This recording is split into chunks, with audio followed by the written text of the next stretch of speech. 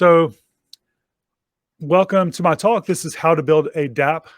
My name is Nader. Like we mentioned earlier, I'm a web and mobile developer, and I am currently a developer relations engineer at Edge and Node. Edge and Node is a DeFi Web3 crypto startup that was founded by the original creators of the Graph protocol. And we kind of focus on creating and supporting protocols and decentralized apps in the DeFi and Web3 ecosystem.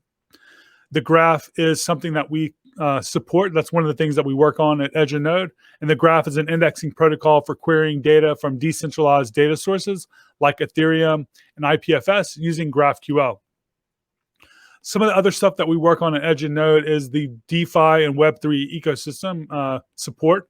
So we do product development. We invest in protocols and dApps, as well as people and companies, all within the Graph and the broader DeFi and Web3 ecosystem and different crypto networks and stuff like that. Now, the talk that I'm going to be giving kind of came about from some of the work that I've been doing since I transitioned into this space from the cloud computing space. So I've been in the React and React Native ecosystem in different ways. So I was focusing on React Native for a while. And then when I started with AWS, and a lot of the work that we did there was around full stack development with both React and React Native. And then recently I joined Edge and Node, which is kind of more focused in the Web3 space. And we're going to talk about like what that all means. And what I ended up doing was kind of like taking a lot of the stuff that I learned and writing this blog post called The Complete Guide to Full Stack Ethereum Development. And it's been kind of by far the most read blog post I've ever written. Over, I think at this point, 70,000 people have read it within just the last few weeks. So, I published on April 9th, so it's still fairly new. But like all the stuff that I learned that I put into this post is kind of going to be broken apart in a little bit more depth in this talk. And then I'm going to go into live coding a dApp. Now, what is a dApp? A dApp is kind of industry term for decentralized app. Now, a lot of the work that you typically hear about in the crypto space is more focused on cryptocurrency. But I think the thing that interests me the most about this ecosystem is the idea around decentralization. And this kind of speaks to my journey into what's known as Web3 from what Web2 is. Now, you might not heard, or you might have heard, I don't know, you may or may not have heard what Web 1.0 or Web 2.0 or Web 3.0 is. And these terms are things that are kind of new to me getting into this space, because someone that's in the React ecosystem and community, I never really heard about web spoken in this way. But you could think of Web 1.0 as the early web, the read-only web. So if you went to a website, you could only read something from the page. You were unable to interact with it. Web 2.0 is kind of what we're currently experiencing today. Web 2.0 could be considered the interactive web. So things like social media where people can upload and they can be creators, blogs, wikis, video sharing sites, all this stuff that allows me as an end user to interact with a web application without being a developer is kind of what Web 2 is. And Web 3 is kind of where a lot of people that are into this space think that we're currently moving. And that's kind of the focus of a lot of the work that you see people doing in the DeFi and the crypto ecosystem, as well as the decentralized world. And we're kind of working towards this idea of Web 3.0, which is the decentralized web. Now, one of the most prominent people in this ecosystem that has given a lot of great talks is this gentleman named Juan Benet, who's actually created a lot of very successful companies in this ecosystem. And one of the talks that I found from him kind of outlined a nice list of kind of some of the fundamental things about what the values are for Web3 and, the characteristics around them. So I kind of list those here. Some of the characteristics are secure self-publishing, secure communication, secure storage and sharing, decentralized infrastructure, verifiable interactions, privacy, dependable, trustless, and robust infrastructure, and a self-sovereign identity for all. Now, some of these things were characteristics that we see in Web 2, but some of them were not. And some of these were kind of new to me. And in hearing about this stuff, it made me really curious about what this actually meant and how I could learn more about what they were talking about. So I dived into this a little bit, and that's kind of what I'm going to be talking about a little bit today. And we're going to also be building an app. So let's take a step back and kind of look at what the Web 2 infrastructure is when we kind of build an app today in the traditional slash old school world. We typically have kind of like this client server database type of architecture for most client side interactions. The user is on a web app or a mobile app. They send some type of API request. It's handled in some execution environment. And then that execution environment does some business logic. Maybe it does some authentication or authorization. It might do some data, munging or some type of data manipulation, and it might return something, or it might talk to a database. But essentially, it's kind of these three main pieces, right? And typically in our infrastructure today, everything is in the cloud. Even a lot of the providers that we're using that are not directly AWS, Azure, GCP, or IBM, they're actually built on top of these things. So we have a very, very small number of vendors that are out there that are kind of supplying and that we're relying on for all of the applications that we're using today. So how do we actually build out this idea of Web3 infrastructure without using all of these existing cloud providers and kind of relying on them to handle all of the different infrastructure needs that we need? And that's kind of another thing that we're going to be talking about today. How do we accomplish all of these things in the Web3 world? What are those building blocks? Like, what are those Lego pieces in the Web3 world that we would be traditionally doing in kind of the Web2 world? So to understand, let's take a look at what decentralization actually means and maybe some examples of decentralization in the Web 2 world. So a long time ago, when people wanted to get their news and they turned on their TV, they would really be limited in the type of vendors for that news. You had Fox, you had ABC, you had about 4 or 5, maybe 6 major players, and they were the ones supplying the news. And if they weren't giving you the news, you were probably not getting your digital news from anywhere else. Of course, you could go buy a newspaper or something like that, but you were very, very limited by kind of like a few different people that were kind of ultimately, or companies that were ultimately in control. And what you've seen, of course, with 2021 and the years leading up to this is that we can get our news from any person at all. So I can go on Twitter and I can go directly to the source. I can follow reporters. I can follow interesting people. I can follow activists, and I can get my information directly from them. There is no middleman. There is no person in between kind of changing the story or anything like that. The same thing goes for media. I can be a TikTok creator or YouTube creator, and I don't need to rely on these big companies and these big corporate entities, maybe in Hollywood, to give me my own break. I can make my break myself.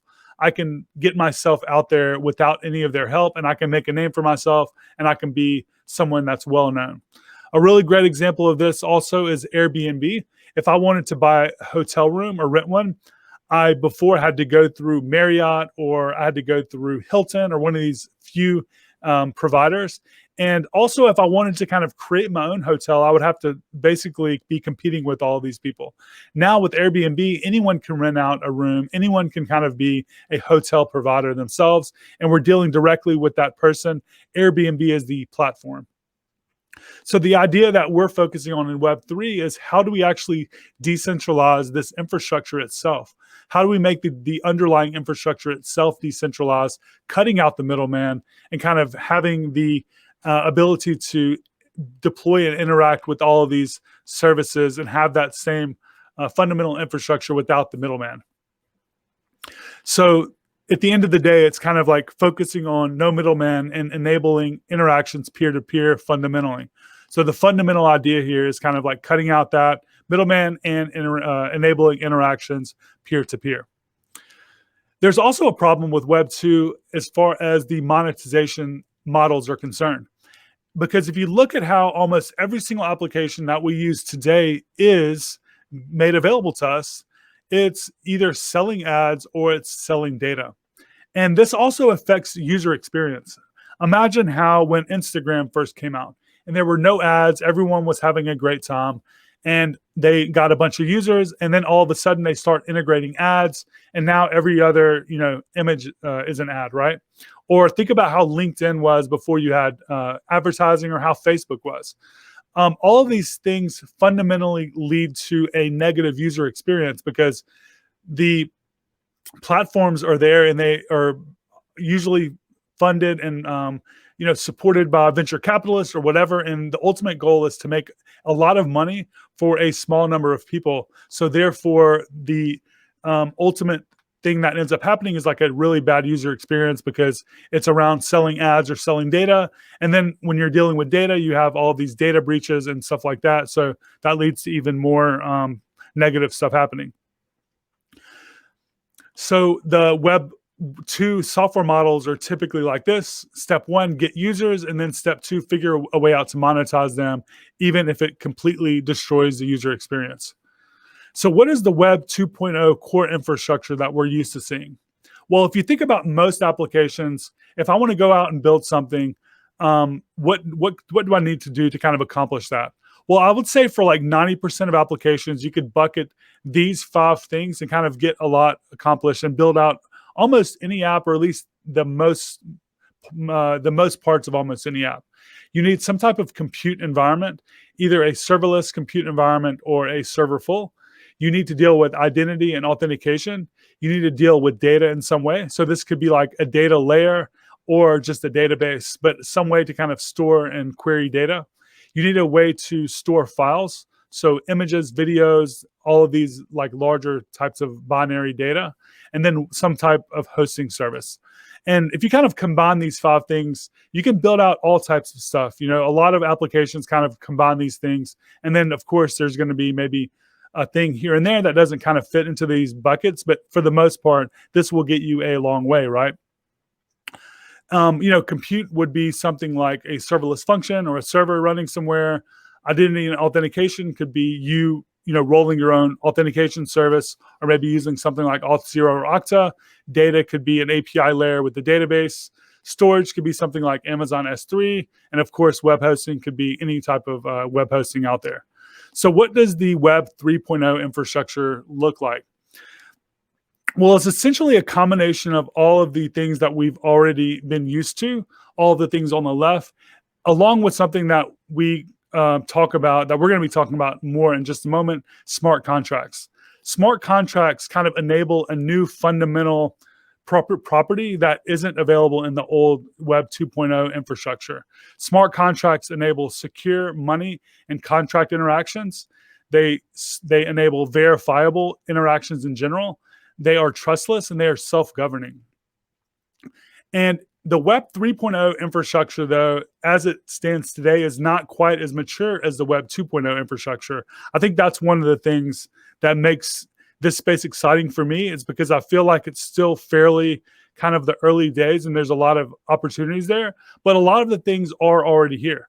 So smart contracts are very, very much, production ready. I mean, they've been being used in a lot of really large scale applications for a long time now.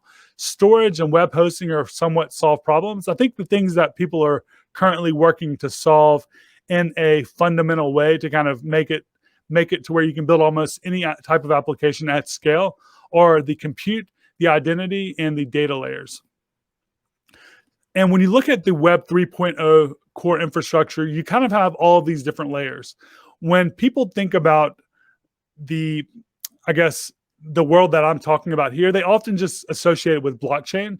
And blockchain is only one of the different layers of the infrastructure. And it's kind of like sitting at this layer 1. But we also have layers 0 through layer 4. Layer 4 is basically enabling the general user who is not a developer to kind of interact with one of these different blockchains or one of these different data sources. So examples here would include wallets and stuff like MetaMask and MyCrypto, or any general wallet. And we're going to be kind of using MetaMask in the live coding example that I'm going to be doing in just a moment.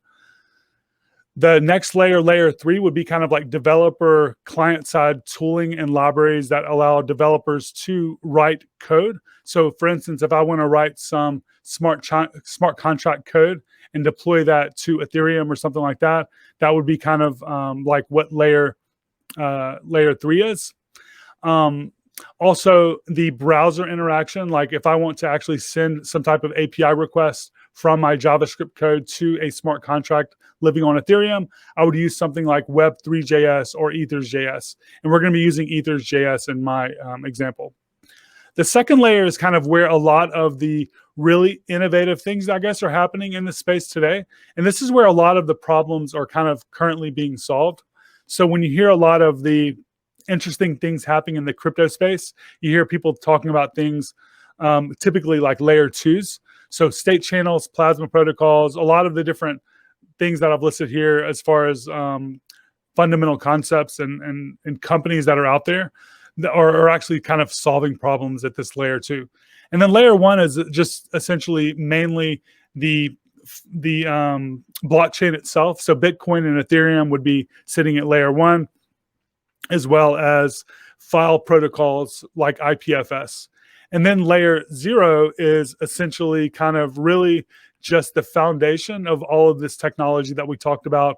And this kind of consists of nodes that can be programmed at like the lowest level, as well as the primitives that the layer ones themselves are built on top of. So that's kind of layer zero. So that's kind of like a really, really brief and like quick overview of some of the stuff that is going on in Web3. But I think like the best way to actually learn about some of this stuff is actually to be seeing someone building something out from scratch. So that's what I want to do next. I want to actually show you how to build a dApp. And there's a couple of different ways to do this. You can actually use something like Scaffold ETH, which is a starter, almost kind of like Create React app as a starter for React. Scaffold ETH is a way to get up and running with a full stack dApp, and it contains pretty much everything you need. It has React, it has all of the libraries installed, and it has all the stuff that you would need to kind of get up and running, which is really great. But I think for someone like me, when I first started getting into this stuff, seeing everything kind of broken apart and put together one by one helped me a lot more than starting with a boilerplate. So that's kind of what I want to do today. And I'm essentially going to be walking through building out an app based on my guide, the complete guide to full stack Ethereum development. So that's what we're going to do now. We're going to go ahead and do some live coding, and we're going to start from scratch. And I'm going to go ahead and open up my terminal.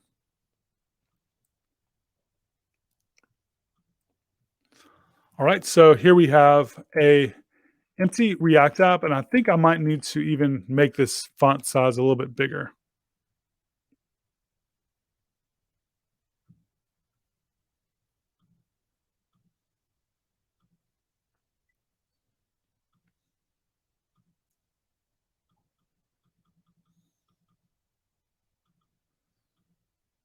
Okay, that seems to be probably big enough. Okay. So what I've basically done was I just created like a really basic React app running npx create React app, and I have not done anything else. And what we need to do next is we want to go ahead and build out a full stack dApp, and we want to create a smart contract. We want to deploy it to a local blockchain, and we want to then build out a client side, some client side code that interacts with our application. So let's go ahead and get started. The first thing I want to do is go ahead and install some dependencies. And the dependencies that I'm going to be using are working with Ethers.js and Hardhat.js. Ethers.js is a client-side JavaScript library that allows you to interact with the Ethereum blockchain. And Hardhat is a local Ethereum development environment or Solidity development environment. And if you go to the documentation, you'll just kind of see that you need to install some dependencies. So I'm installing Ethers and Hardhat, as well as a couple of sub-dependencies that they both rely on. And then after we've installed these dependencies, we're going to initialize a local Ethereum development environment, and we're going to kind of start writing some more code.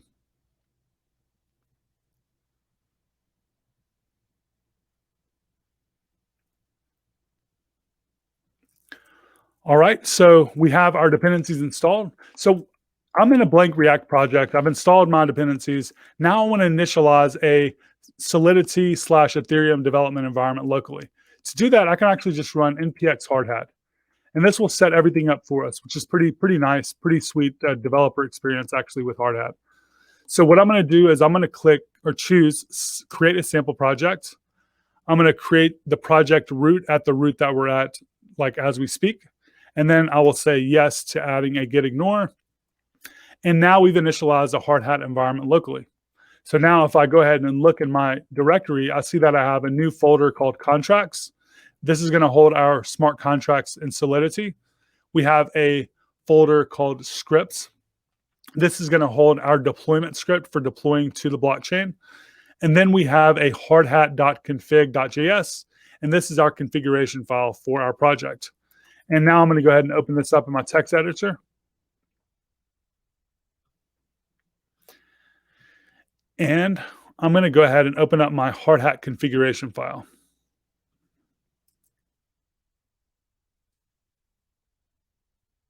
All right, so if you look in this file, if I go ahead and kind of get rid of some of these comments and stuff, there's not a lot going on. The main thing that we're typically going to be working with is our main configuration, which is in this module.exports right here. And that's what we're going to go ahead and update now.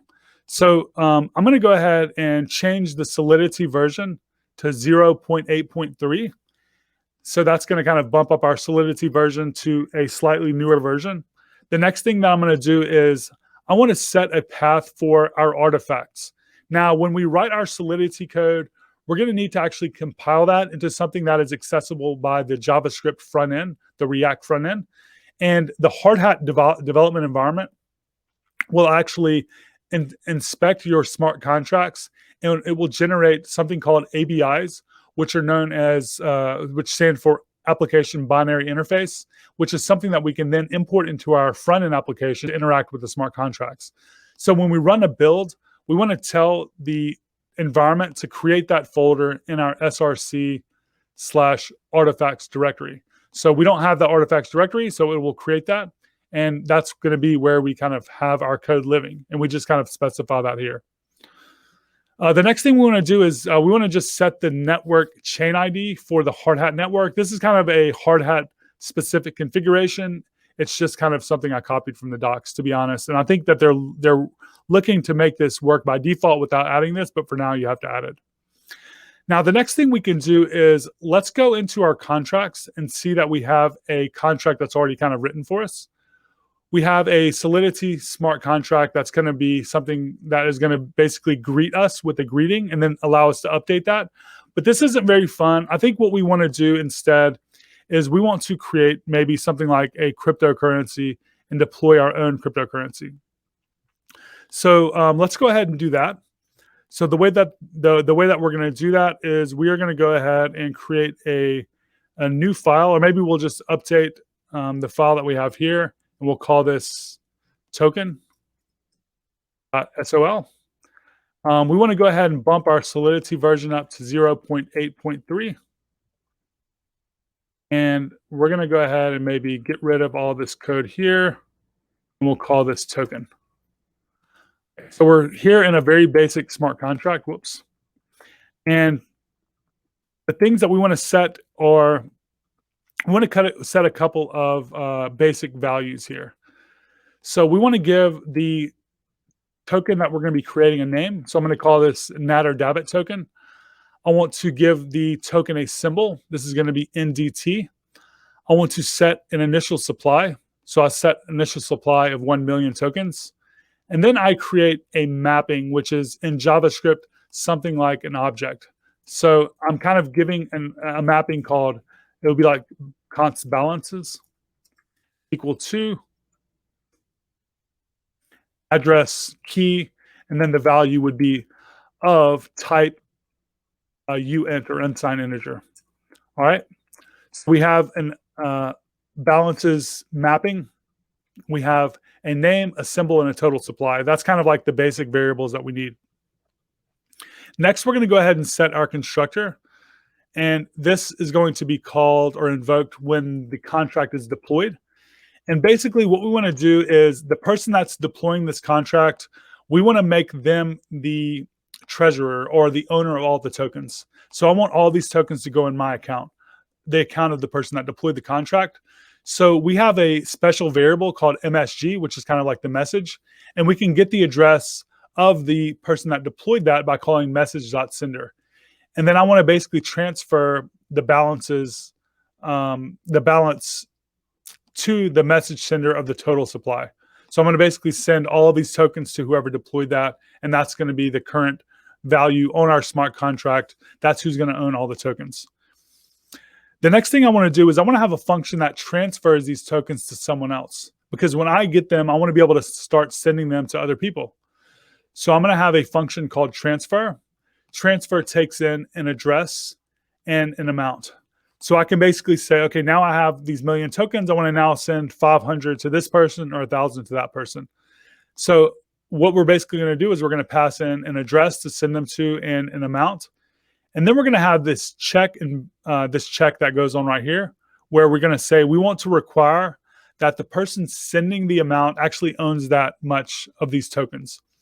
And if this does not pass, then no more code will be executed. But if it does pass, we'll continue executing the rest of this code. So we're basically checking to make sure the person sending this money actually has this much money or this many tokens. And then if that check passes, then we then here go ahead and subtract this amount from the user sending it and transfer it to the address that we're sending it to. So this is kind of just transferring it away from one address and into another address. And then finally, we just want to have a pretty basic function where we're able to get the balance of an address. So I want to be able to say, okay, how many tokens do I have left after I've sent these or maybe before I've sent these? And this takes an address and it just returns the balance of the account that's been passed in. So this is pretty basic stuff, really. You know, I think like for me, when I learned Solidity, it was a lot easier to learn than maybe some other languages coming from TypeScript/JavaScript, because it reads very similar and has somewhat similar syntax to JavaScript.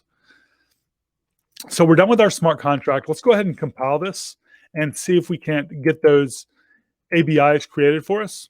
So to do that, we can run npx hardhat compile. And as long as our contract is valid, we'll see that we have this new artifacts directory built or created for us. And we have this contracts/contracts token.sol. And then here we have the token.json. And within this JSON, we have the ABI, which is the application binary interface. Again, this is what we're going to be using in our client-side application. So our smart contract is created and it's been compiled. The next thing we want to do is we want to be able to go ahead and create a local Ethereum blockchain. So we can do that by just running npx hardhat.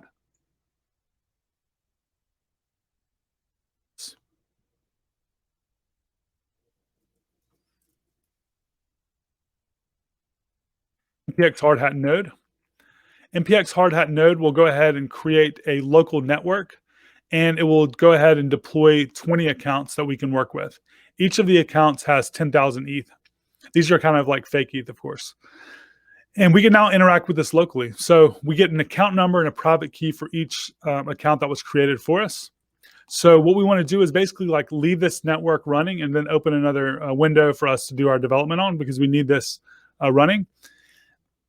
And we can now deploy this smart contract to this local network. And the way that we do that is we need to go to our deploy script here. And in our scripts, we're going to go ahead and rename this to like deploy.js. And I'm going to go ahead and remove some of these comments.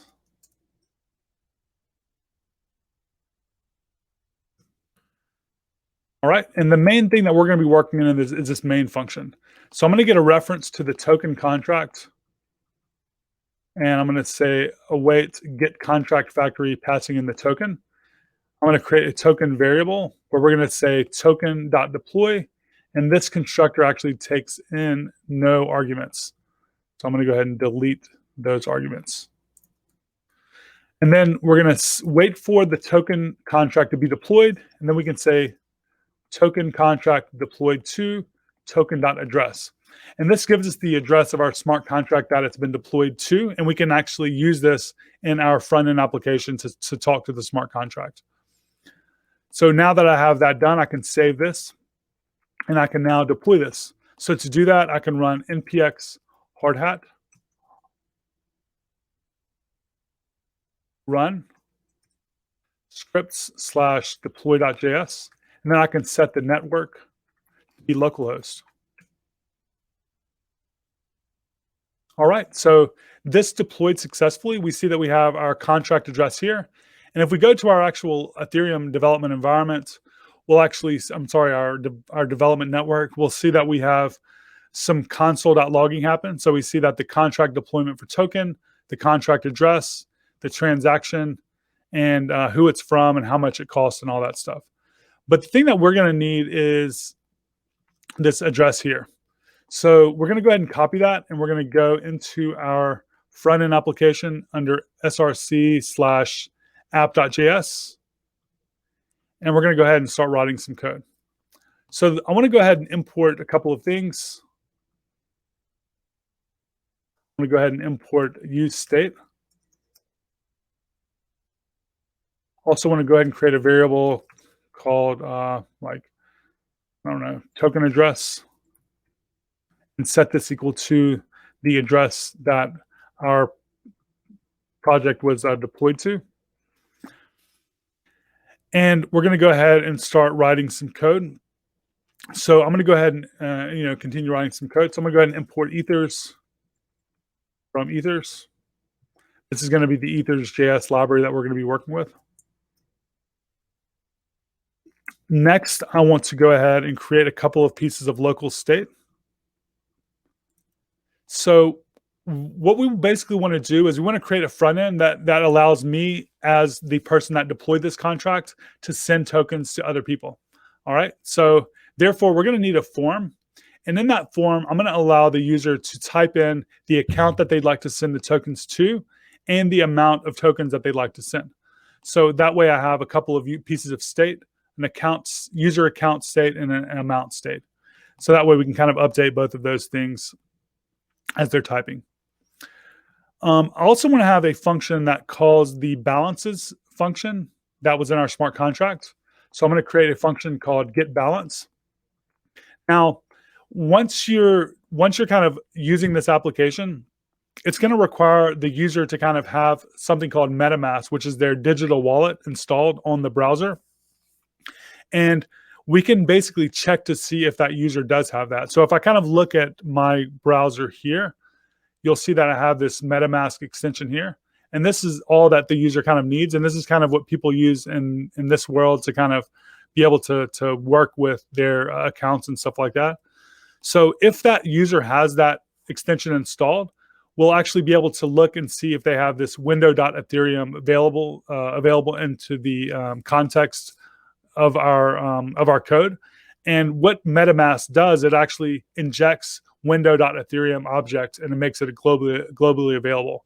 So we can basically check to see if window.ethereum is there. We can basically then down here where we're kind of calling a reference to the contract, and then we can say we want to get the balance of, and we're basically calling this balance of function here, but we're calling it from our front end. We're saying contract.balance of, passing in the account, and then we're just going to console.log the balance. So this way we know how many tokens that user has in their account. And then the other function that we need is the send coins function. Send coins is going to allow us as a user to send coins to whoever we want to send them to. And the main thing to kind of see that's going on here is that we're calling contract.transfer, passing in the user account and the amount. And once that actually is transferred, we kind of log that out. And then the final thing we need is we have this request account function going on here. And since this function right here requires that the user to actually send coins, we're basically creating a write transaction into the blockchain, meaning that we're going to actually need to send some gas along with it. And it's basically kind of like a payment. We need to make sure that we have their account and we've kind of authenticated them.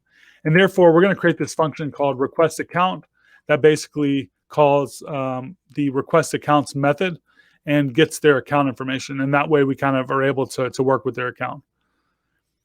And I guess the last thing we need is that really basic form inputs. So we'll go ahead and create that. A couple of buttons, one for sending the message and one for sending the token and one for reading the tokens. All right, so we have a button for get balance. We have a button for send coins. We have an input for the account ID and we have an input for the amount. All right, so I think that's it. So let's go ahead and test this thing out and run npm start.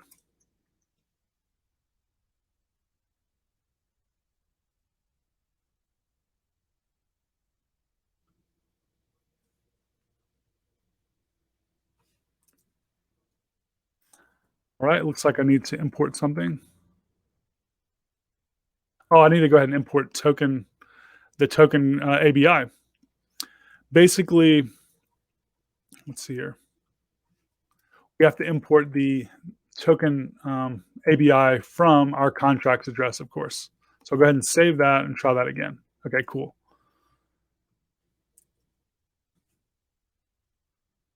So if I go to my console, hopefully we don't see any errors yet. And if I go ahead and zoom in here, okay, so basically what I need to do is basically switch to the localhost network. So we have different networks that are running, but since we have this local network, we can actually connect to that by going to localhost 8545. And then I might go ahead and switch to like this account here and see what happens. So I'm gonna go ahead and refresh, and I'm gonna click get balance. And there we go. We see that we have a balance of 1 million. And therefore, we are interacting with our smart contracts from the account that we've deployed to. If we look at the account number here, whoops.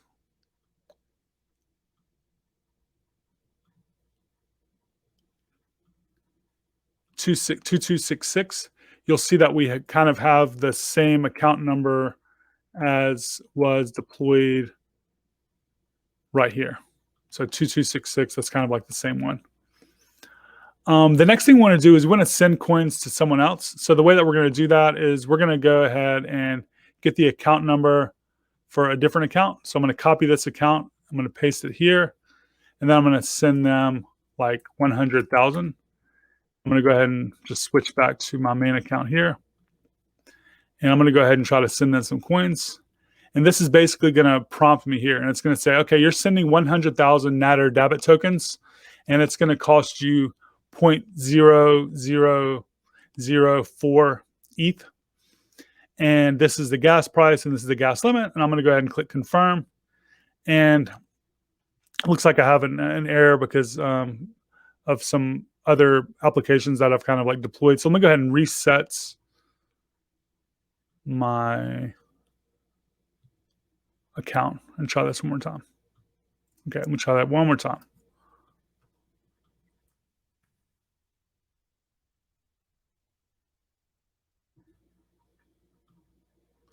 And there we go. It says 100,000 coins successfully sent. If I go ahead and get my balance again, then I'll see that I now only have 900,000 tokens. Before I had 1 million, so I've actually just sent 100,000 to someone else, and I no longer have those.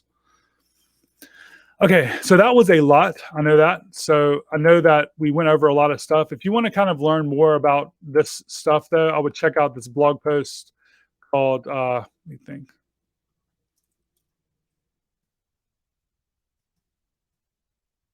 Here we go. Complete Guide to Full Stack Ethereum Development. And this is kind of the post that I was talking about earlier. So with that being said, that wraps up my talk. And I appreciate you checking this out. I hope it wasn't just too wild of a ride, and I hope you maybe learned at least a little something. This is still kind of a fairly new space for me, so I'm still learning a lot, but I'm having a ton of fun. So thanks for checking out my talk, and ask me any questions, hit me up. I'm dApp3 on Twitter. Thanks.